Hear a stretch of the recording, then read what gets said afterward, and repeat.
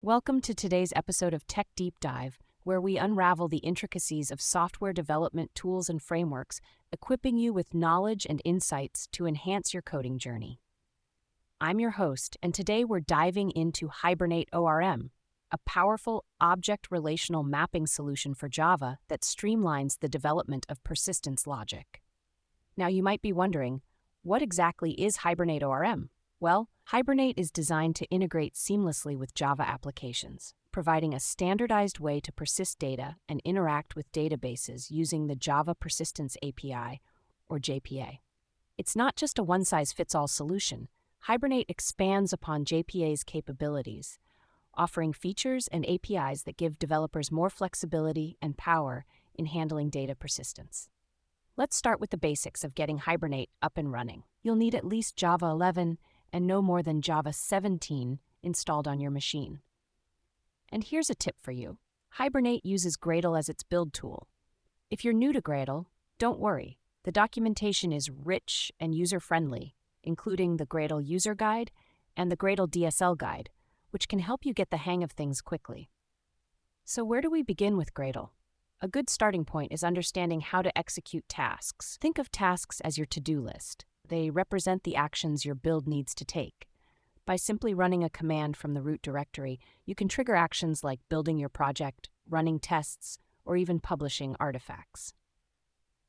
Now, speaking of tasks, some of the common tasks you'll find useful while working with Hibernate include build. This assembles your project and runs tests. Compile. Here, all the compilation work takes place. Test. It runs your unit tests to ensure everything is functioning as it should.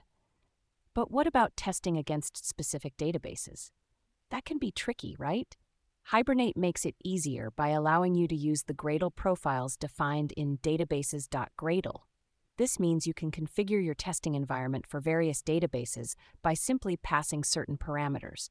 For example, if you want to test using PostgreSQL, it's just a command away. Now here's a golden nugget. If you don't want to clutter your local machine with multiple database installations, you can leverage Docker containers. Hibernate provides a script that allows you to start up a pre-configured database on Docker. You just need to run a command like /dockerdb to sh PostgreSQL to have it all set up and ready for testing. And here's where it gets really fun. Once the database is up and running, you can easily switch between different databases for testing without any hassle, making your life as a developer a lot simpler. To give you a bit of perspective, let's say you have multiple projects needing various databases for testing. Instead of running on 3 different machines or constantly uninstalling and reinstalling database instances, you simply start a new Docker container for each project.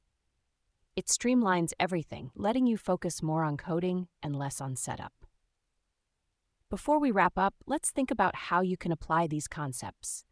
If you're working on a new project that requires data persistence, consider integrating Hibernate.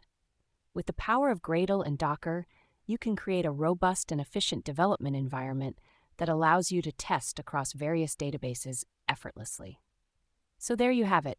That's our deep dive into hibernate-orm and what it can do for your Java applications, truly empowering your development process. If you enjoyed today's episode, head on over to our website to subscribe and stay informed about our upcoming topics. And remember, whether you're a seasoned developer or a newcomer, integrating powerful tools like Hibernate can help simplify your development work while expanding your capabilities. Until next time, keep coding.